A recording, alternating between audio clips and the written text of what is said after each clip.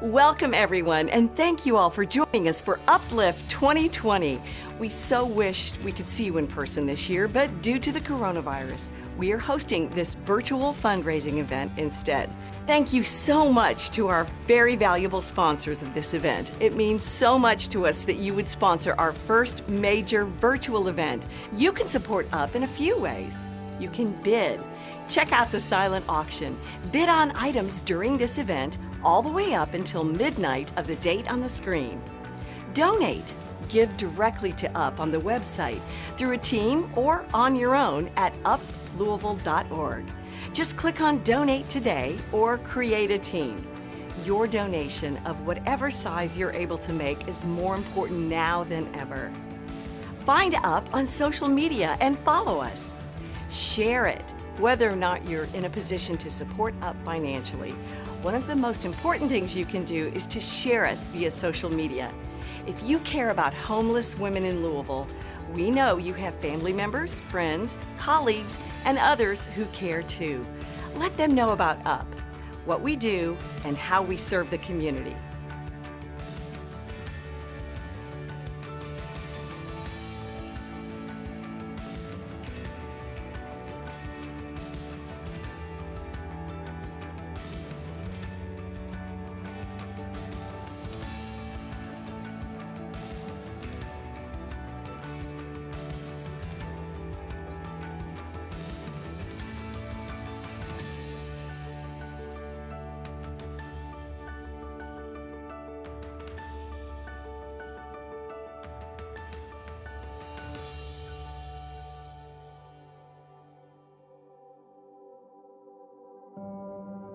We are Louisville's first women's-only day shelter, so we provide a safe space in addition to comprehensive services, so basic needs to case management and getting them connected to as many resources as possible.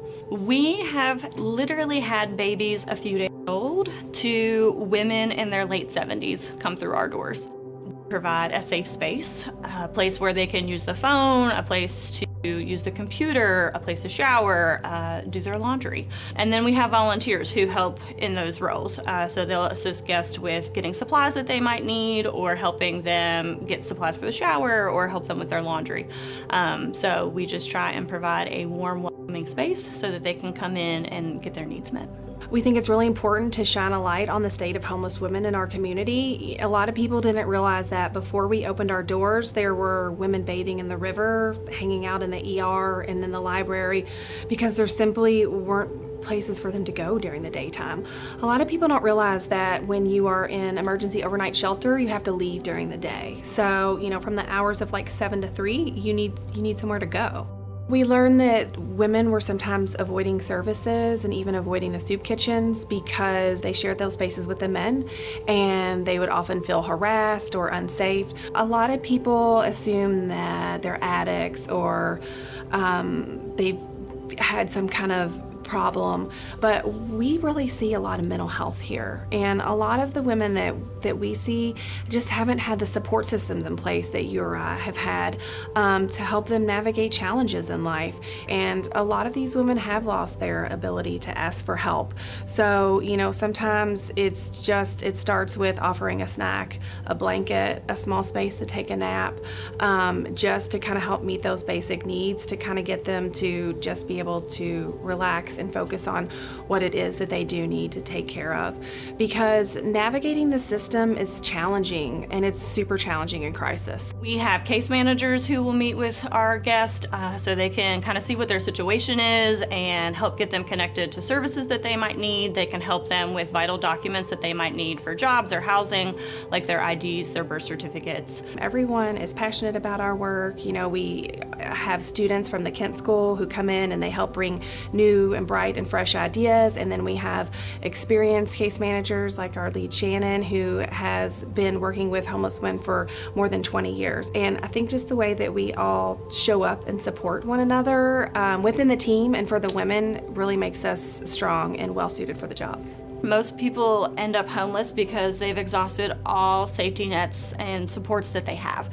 And so they often feel alone here. And so being able to be that support for them and just offer a kind word or help them meet those needs, it's been so rewarding to see. And the women really do appreciate it, and they let us know they appreciate it. And they'll often come back and share their successes when they've moved into their apartment or they've gotten a job, or we had a lady once who she came back and gave her unused bus pass to one of the women because she had saved up and gotten a car for herself. So they really like to see each other succeed, and so just being a part of that process is very rewarding.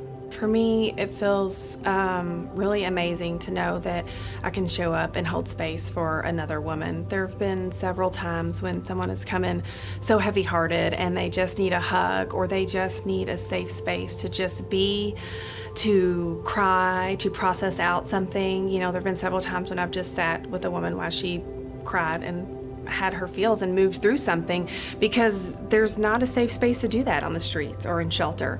So we really strive to help women find their voice, and for those that have lost it, we'll be their voice and help them find it again. It's, you know, it's human, it's compassionate, it's women supporting women, and that's what we do here.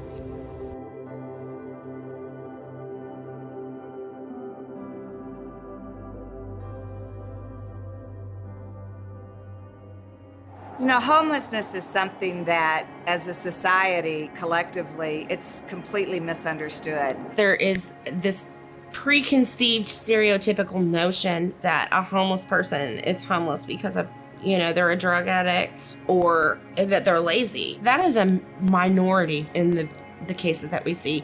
And people would be surprised. I would say 30% are elderly with no family and no support. And so, you know, it's just not the picture that we paint in our heads as Americans. There's no empathy, there's no compassion, because people don't really understand all of those factors. I don't think there's anybody more resilient than somebody who's living on the streets. When you're thinking about, how am I going to be safe?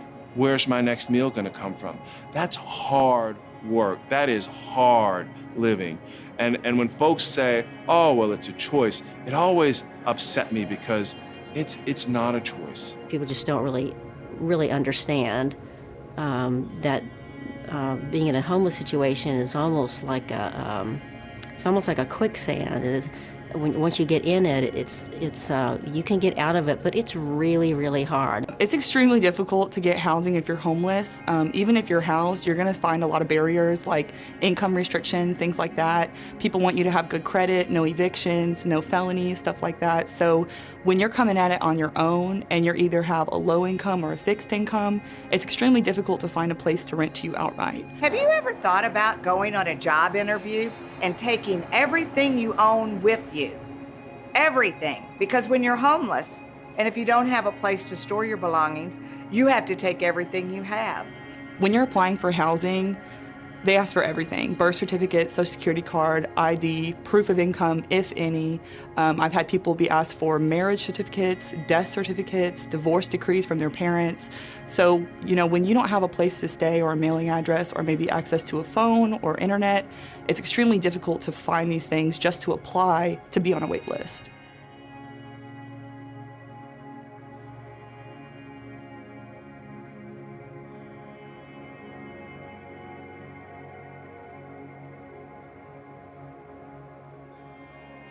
When you fall that far down, sometimes it's really hard to see your way out. When you're homeless, everything in your life becomes unstable. So having a place where you know you can go and get the services that you need is very helpful. When you're kind of bouncing from place to place, you might be leaning on the niceness of friends and family, but that can run out really quickly. The shelters can get filled very quickly, and they're also high volume of clients. So if you're someone who has maybe mental health issues or anxiety around people or have suffered from trauma and things like that, it's really hard to feel safe in a huge crowd of strangers who are all trying to get their needs met.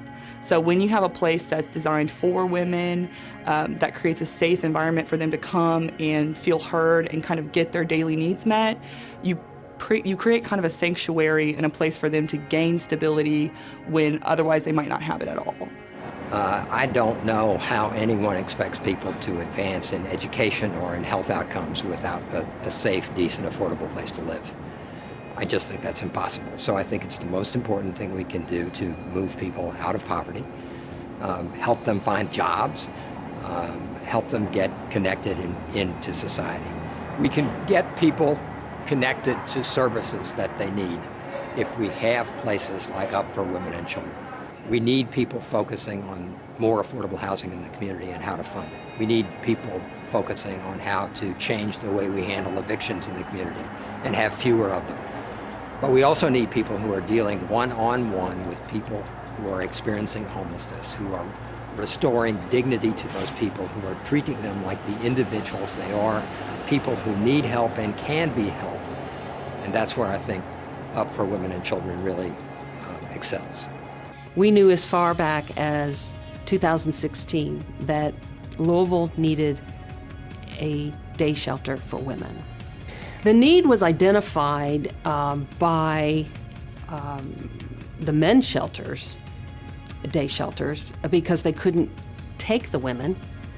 Women that are homeless in particular face a lot of different obstacles than men do. And when there was not a homeless shelter strictly for women, a lot of women were scared to go to those shelters and to seek services because a lot of women are victims of violence and abuse.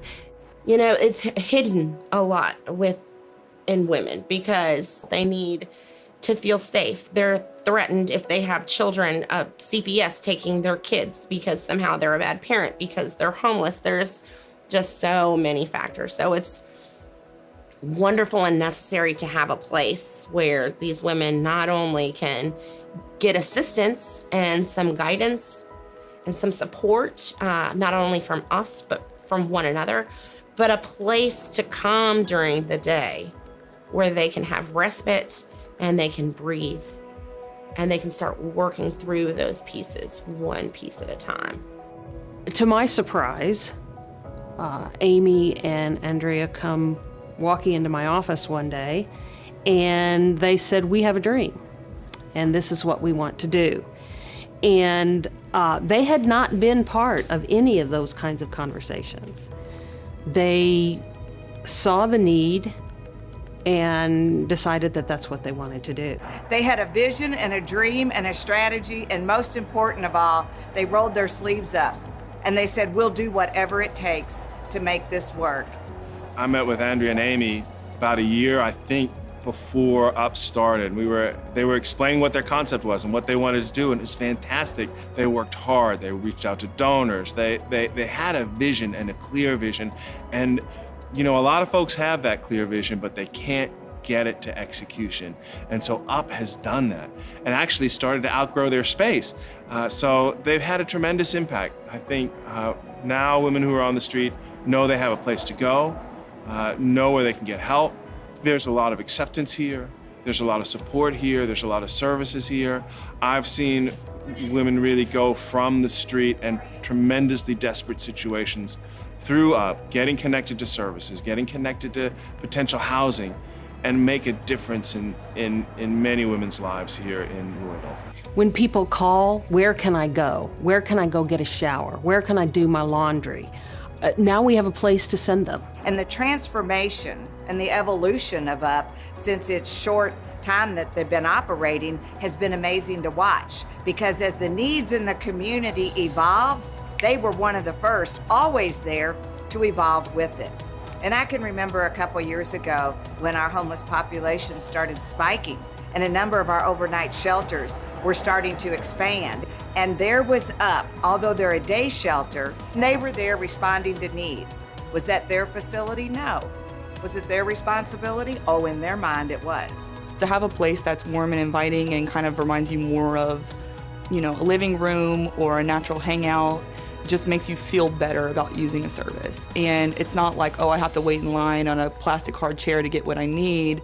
I can actually come down, sit, maybe talk with some friends, use the computer, color, you know, get lunch, talk with case management, and kind of try to get everything met in that one moment and feel like you're not just using another homeless service, you're actually being able to, enjoy the space that you're in that moment and feel safe and comfortable.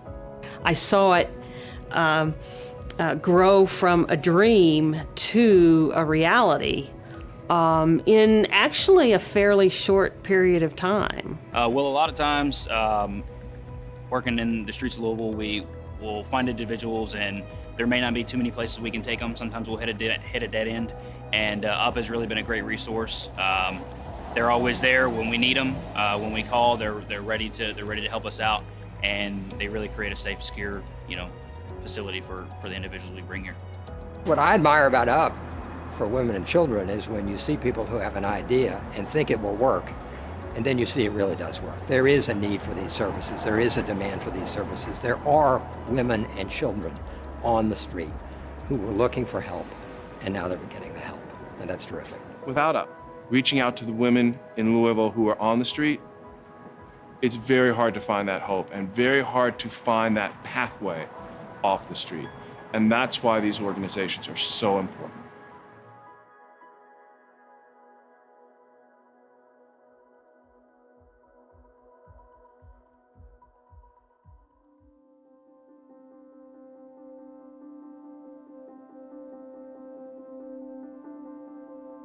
So our case managers work with guests. They will walk them through the situation. So a lot of times the ladies will come to us in crisis. They have no idea where to go or what resources are available for them.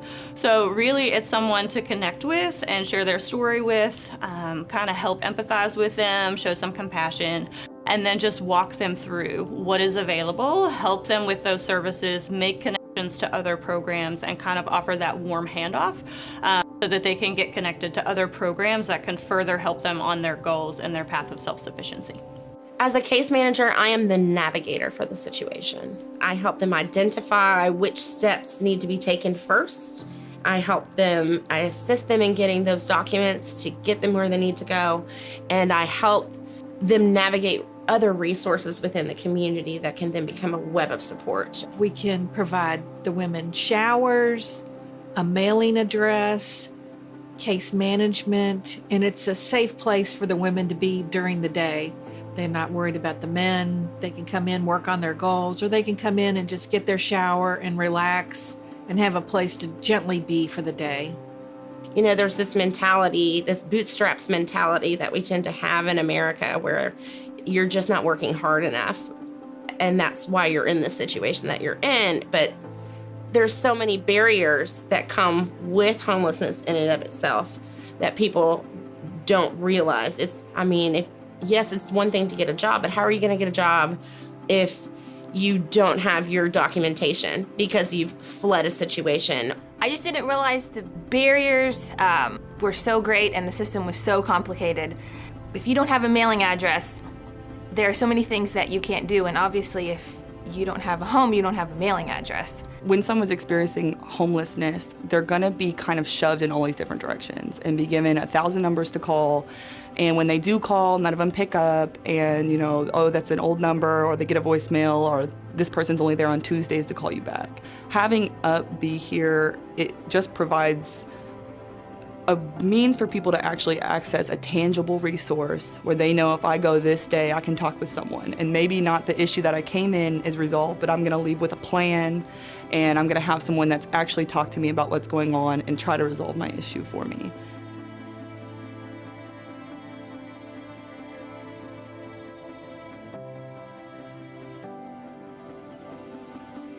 Trauma-informed care focuses on what happened to you versus what did you do. Whenever somebody comes in and they're acting out, it's more something probably happened to them to make them act that way, as opposed to thinking that there's something wrong with them.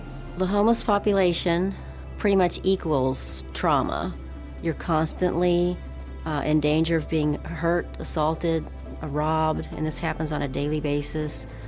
And then add to that, if you're a female, there's even more likelihood that you're going to be assaulted, taken advantage of. Women who are usually in a culture of homelessness almost always have a background of some sort of trauma in adulthood and childhood, often both. I think if they just feel like they're sitting with someone who's not judging them and who's just listening to them, and truly conveys a sense that I'm just here for you, and you know, I'm not going to judge you, and whatever you need, I'm going to try to help you get it. Engaging with folks that have been traumatized, I try to just be a listening ear, if anything. They've been through a lot, and I can't even try to imagine. So just sitting there and letting them vent and, you know, just listening to what they're saying, providing empathy, and that they shouldn't feel ashamed for how they feel. If they're crying, if I can't hear them, I just kind of give them just the space to unravel whatever they need to unravel. And then from there, it's just, well, what can we help you with you today? And then from there, it kind of builds.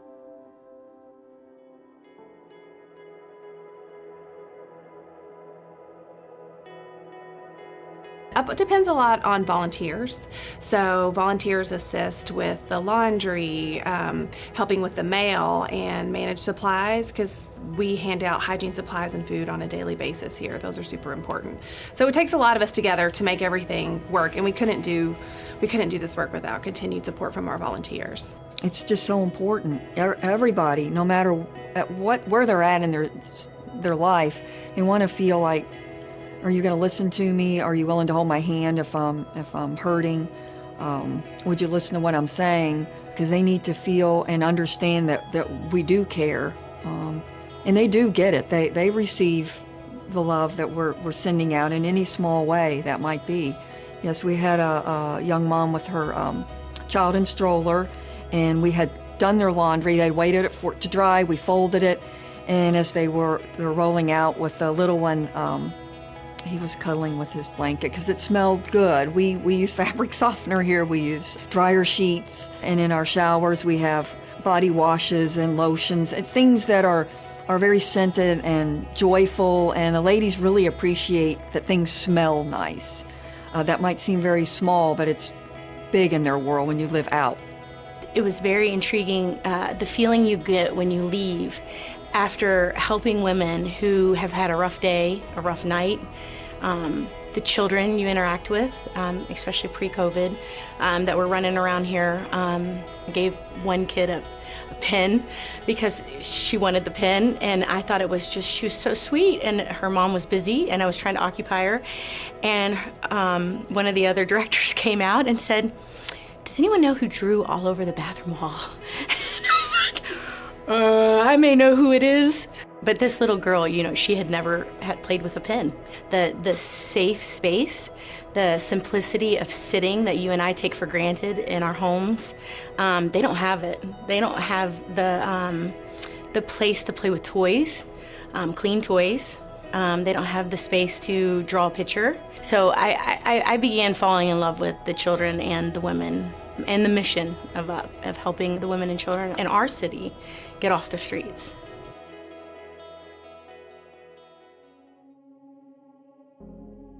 The strength in these women is incredible. They go through a lot every single day, over and over and over again. And I know that I've lived through that, but you forget once you're not in that anymore. Peer support is somebody who has done the program via their mental health or addiction, and then have completed it and have lived successful lives. Peer support helps people overcome that.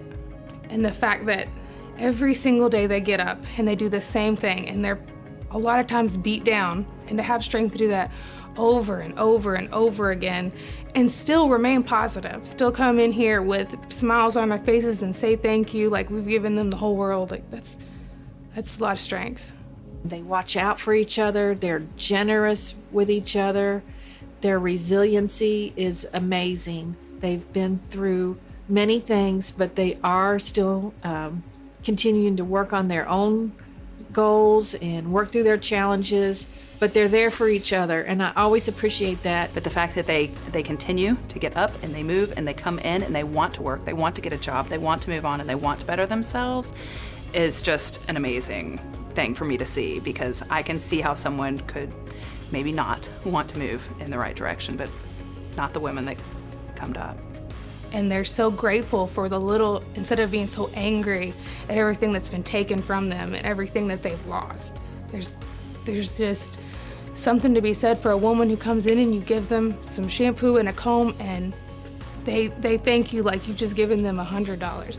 I think that people are drawn to UP because they weren't aware of the need that was in our city and felt that that need had already been met.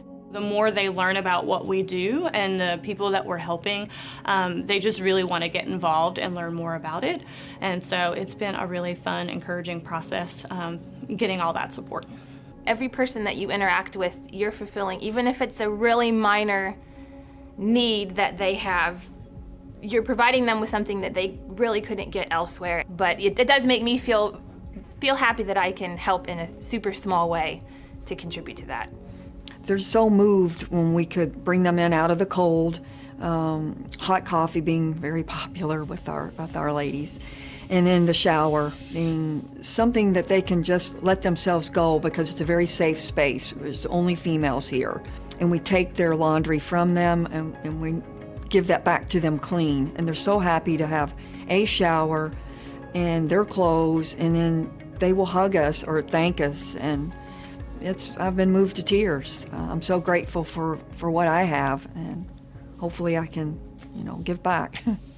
UP is always in need of volunteers. If you have 2 hours a week, 2 hours a month, we are always happy to have you here. I've never seen anyone leave feeling any less than fulfilled and rewarded in the work that they've done. So please, if you have any free time, we would love to have you here.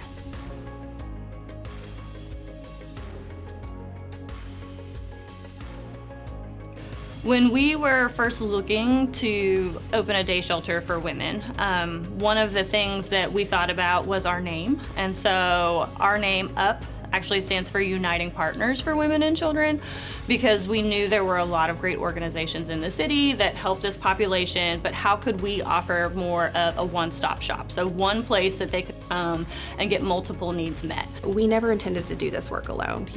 We knew that it was going to take a partnership of providers, and that's what we do here. We work together to meet all the pieces and fill the gap to get them where they need to be.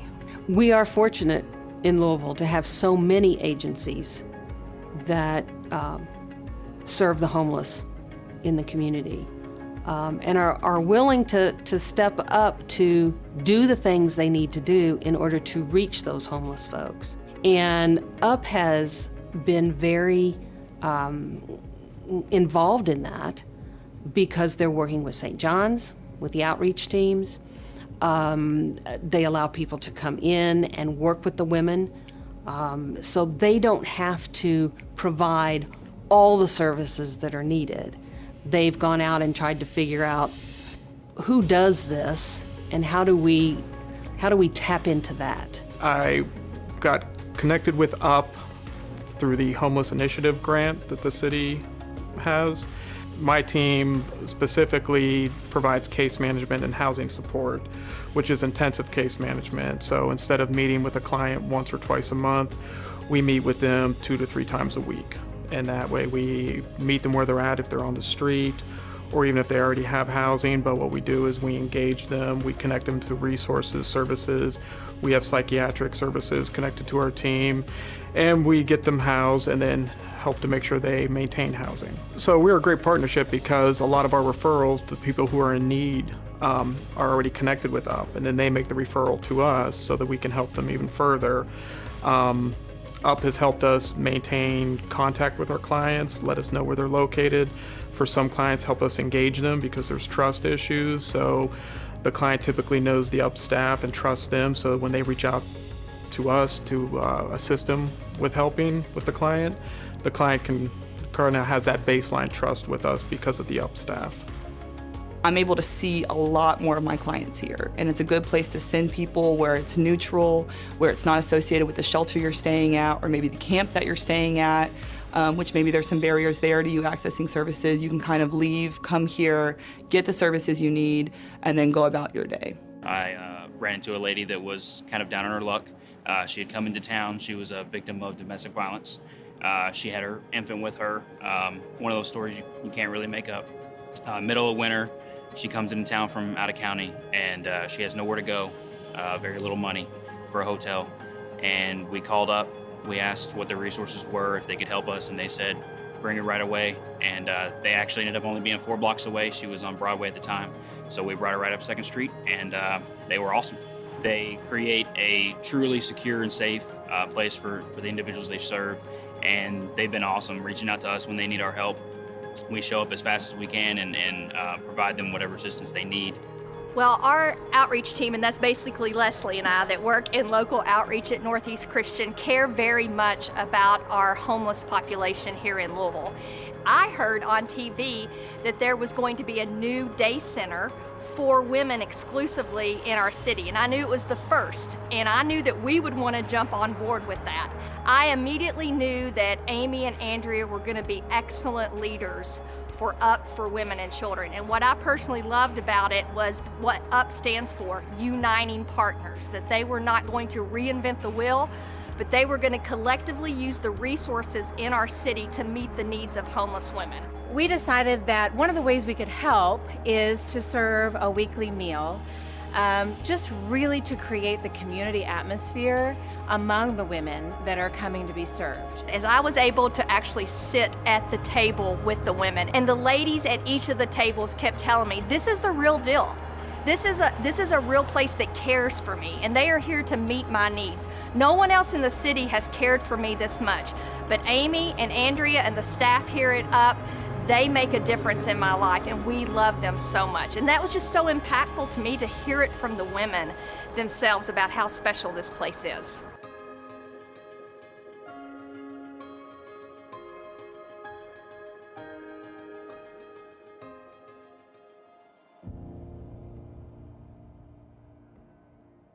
COVID has brought a lot of challenges. It has been a learning curve. We have, as a board and as a team of staff, have learned to pivot on a dime. With things constantly changing, the CDC recommendations, we felt it was imperative that we did not close the shelter, because at a time when people were being sent home, these women don't have a home to go to, and they needed us more than ever. So we did our best to come together. The board really stepped up, putting in more time to determine to work out a plan with the staff that would work to keep everyone safe so that they could socially distance. We moved to our courtyard because we could no longer be in confined spaces. Moved to our courtyard, had to bring in things such as porta potties and hand sanitizing stations to give these women a place that they could still receive their services so that they could continue to move in a positive manner versus taking 3 steps back. Everybody went to phone services or online. They closed their walk-in hours. So if our clients don't have a phone or internet access, they can't actually access the services normally that they would be able to. So having places like this available where they're still open and running allows us to still meet with our clients who don't have access to a phone or internet. And in COVID, I think we were kind of struggling because we'd had a real shift in our services, and we weren't able to meet the women quite in the way that we had been in the past. And there was one woman who kept showing up every day, and she experienced a lot of mental health and sometimes would be actually quite unstable when she arrived, and we really had to work with her just to be able to let her come in to take a shower for the day. And, you know, I remember telling her one day that, you know, please be patient with us. We're doing our best. It's different times right now. We're just trying to keep everybody safe. And she said, well, your best is doing a whole lot for me. And that really did, you know, touch my heart because she meant it, you know, and she, I'm happy to say, is another one of the ladies that we were able to get housed. So again, it's the way that we all work together to support the women and get them where they want to go.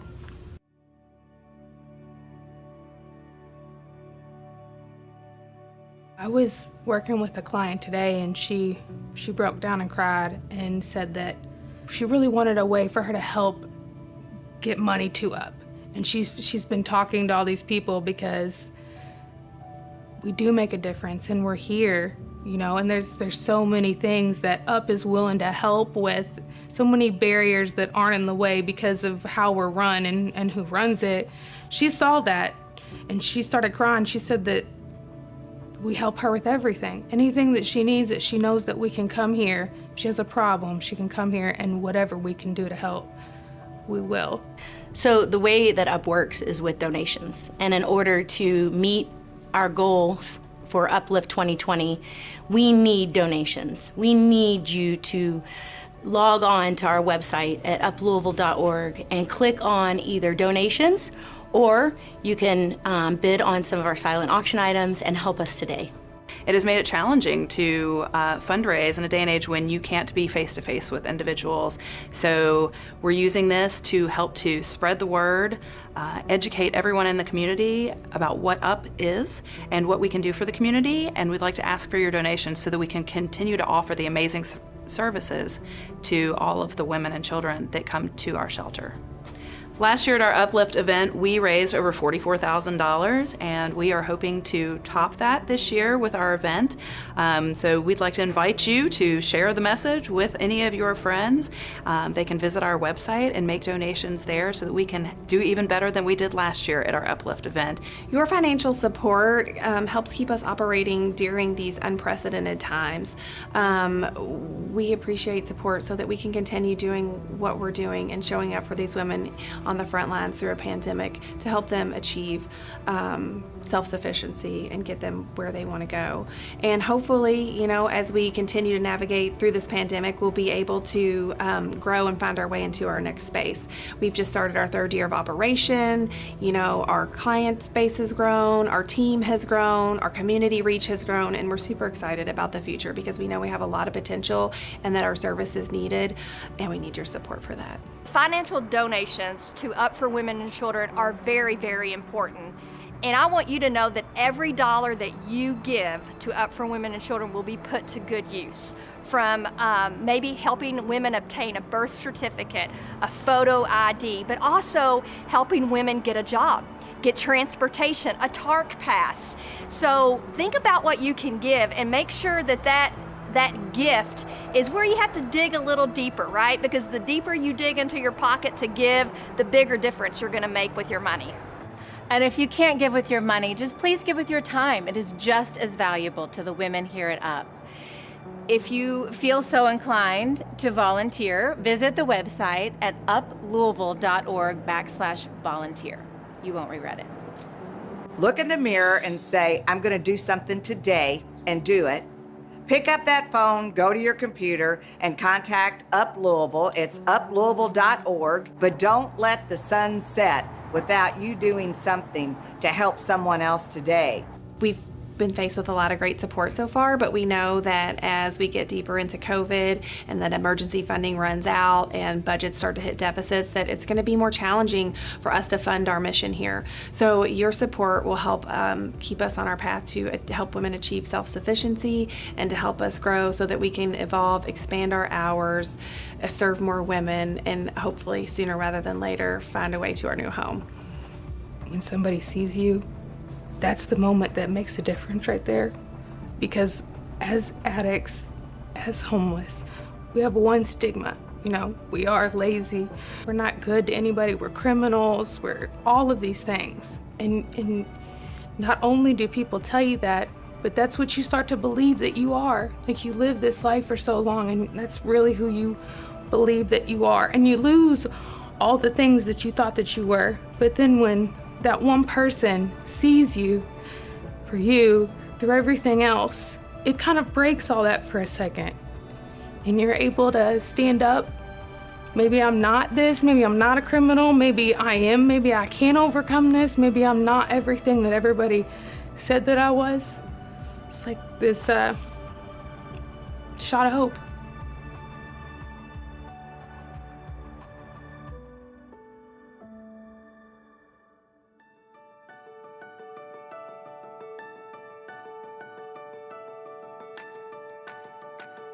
Wow, what amazing stories and advocates. On behalf of Up for Women and Children, thanks to all who shared their time and stories with us. And thank you for joining us today, learning more about Up and what we do, and supporting us in ways large and small. Your generosity towards Up means the world to us, whether it's financial or sharing about Up with your family and friends. A few reminders as we close. Make sure and bid. The silent auction is open until the time you see on the screen. Please keep checking on your items and bidding. Donate. You've heard about how UP is continuing to operate during this challenging time.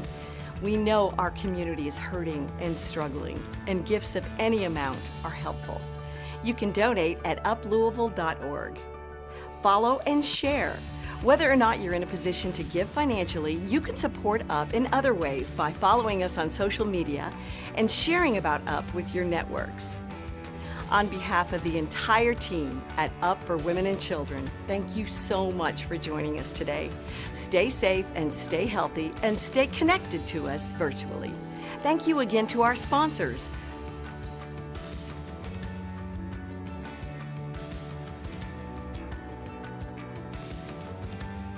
We also want to thank all of our amazing community partners that help us serve our women in a variety of ways.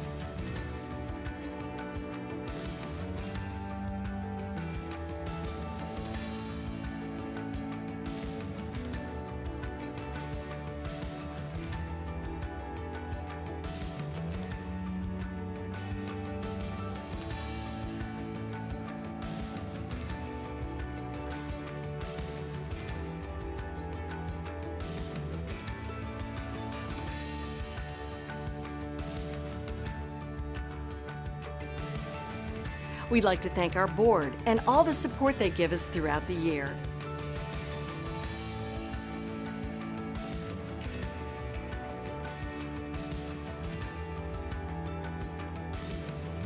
Without our volunteers, we couldn't keep the shelter running and serving all of our women.